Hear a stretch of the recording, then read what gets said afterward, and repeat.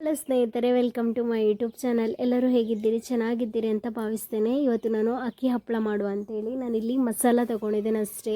ತುಂಬ ಟೇಸ್ಟ್ ಆಗಿರ್ತದೆ. ಇದನ್ನು ಮಾಡೋಕ್ಕೆ ನಾನಿಲ್ಲಿ 2 ಲೋಟ ಅಕ್ಕಿಯನ್ನು ನೆನೆಸಿ ತೆಗೆದಿಟ್ಕೊಂಡಿದ್ದೇನೆ. ಅದನ್ನು ಚೆನ್ನಾಗಿ ತೊಳ್ಕೊಳ್ಬೇಕು. ಮಸಾಲ ಅಂದರೆ 1-2-3 ಒಣಮೆಣಸು, ಒಂದು ಸ್ವಲ್ಪ ಕೊತ್ತಂಬರಿ ಹಾಕ್ಕೊಂಡ್ರೆ ತುಂಬ ಟೇಸ್ಟ್ ಆಗ್ತದೆ. ಬೇಕಾದರೆ ನೀವು ಪ್ಲೇನ್ ಸಹ ಮಾಡ್ಕೊಳ್ಬೋದು, ಅದು ಸಹ ಒಳ್ಳೆ ಆಗ್ತದೆ. ಮೆಣಸು, ಕೊತ್ತಂಬರಿ ಇದನ್ನು ಕಡ್ಕೊಂಬರುವ. ನಾನಿಲ್ಲಿ ಕಡ್ದು ತೆಗೆದಿಟ್ಟಿದ್ದೇನೆ ನೋಡಿ. ಈ ಹದದಲ್ಲಿ ಸ್ವಲ್ಪ ಜೀರಿಗೆ,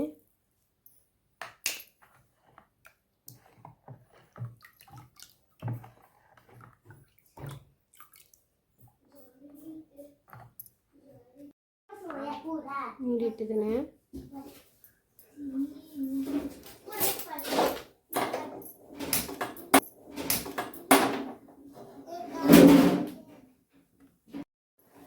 ಅದ ಸರಿಯಾಗಿದೆ, ಇಷ್ಟದ ಬೇಕು. ನಾನಿಲ್ಲಿ ಒಂದು ಪಾತ್ರೆಯಲ್ಲಿ ಬಿಸಿನೀರನ್ನು ಕುದಿಸ್ಲಿಕ್ಕೆ ಇಟ್ಕೊಂಡಿದ್ದೇನೆ. ಮೇಲೆ ತಟ್ಟೆಯಲ್ಲಿ ಎಣ್ಣೆ ಎಲ್ಲ ತಟ್ಟೆಗೆ ಹಾಕಿ ಒಂದೊಂದೇ ಹೊಯ್ಕೊಂಡು ಚಪ್ಪೆ ಆಗೋ ತನಕ ಬಿಟ್ಟು ಮತ್ತೆ ಅದನ್ನು ಬಿಸಿಲು ಒಣಗಿಸಿದ್ರೆ ಆಯಿತು. ಈ ಥರನೂ ಮಾಡ್ಬೋದು. ಇನ್ನು ಕೆಲವರು ಇಡ್ಲಿದ್ದು ಪಾತ್ರೆ ಉಂಟಲ್ಲ, ಅದರಲ್ಲಿ ಒಂದು 3-4 ಇಡ್ಲಿ ತಟ್ಟೆ ಇಟ್ಟು ಆ ಥರನೂ ಬೇಯಿಸ್ಕೊಳ್ಬೋದು. ನಾನು 2 ಥರನೂ ಟ್ರೈ ಮಾಡಿದ್ದೇನೆ.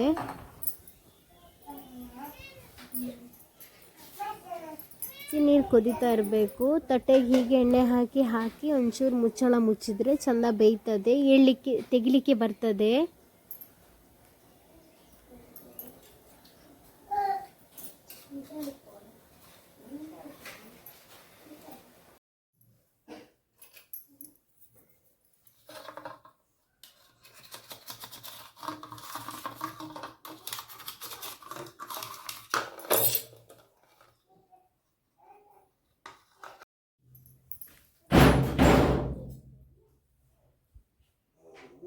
ಈ ಥರ ನೀಟಾಗಿ ತೆಗೆದು ಬಿಸಿಲಿಗೆ ಒಣಗಿಸಿದ್ರೆ ಆಯಿತು. ಕಡಿಮೆ ಅಂದರೆ ಒಂದು 2 ಬಿಸಿಲಾದರೂ ಬೇಕು. ನಾನು 2 ದಿನ ಚೆನ್ನಾಗಿ ಒಣಗಿಸ್ಕೊಂಡು ತೆಗೆದಿಟ್ಕೊಂಡಿದ್ದೇನೆ. ಈಗಂತೂ ತುಂಬ ಬಿಸಿಲಲ್ಲ. ಬೆಳಿಗ್ಗೆ ಬೇಗ ಒಂದು 10 ಗಂಟೆ ಮಾಡಿದರೆ ಸಂಜೆ 3-4 ಗಂಟೆ ಒಳಗೆ ಚೆನ್ನಾಗಿ ಒಣಗ್ತದೆ. ಒಂದೇ ಬಿಸಿಲು ಸಾಕಾಗ್ತದೆ. ಹಪ್ಪಳ ರೆಡಿಯಾಗಿದೆ ಫ್ರೆಂಡ್ಸ್ ನೋಡಿ.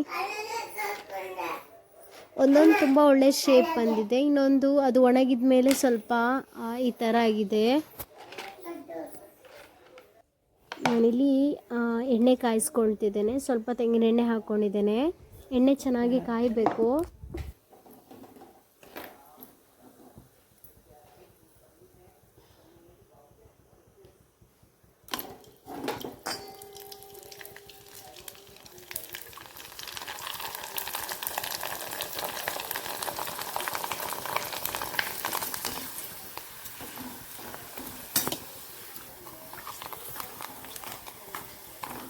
ಅಕ್ಕಿ ಹಪ್ಪಳಕ್ಕಿಂತ ಈ ಮಸಾಲ ಹಪ್ಪಳ ಇನ್ನೂ ಟೇಸ್ಟ್ ಆಗಿದೆ ಫ್ರೆಂಡ್ಸ್. ವಿಡಿಯೋ ಇಷ್ಟ ಆದರೆ ವಿಡಿಯೋಕ್ಕೊಂದು ಲೈಕ್ ಮಾಡಿ. ನೀವು ಸಹ ಒಮ್ಮೆ ಟ್ರೈ ಮಾಡಿ ಫ್ರೆಂಡ್ಸ್. ಬಾಯ್.